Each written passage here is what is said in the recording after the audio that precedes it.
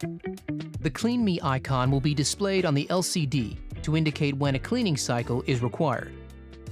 Insert the 1-cup filter basket into the portafilter, followed by the supplied gray silicone cleaning disc, followed by 1 cleaning tablet. Insert and lock the portafilter into the group head. Ensure the water tank is filled with cold water and the drip tray is empty.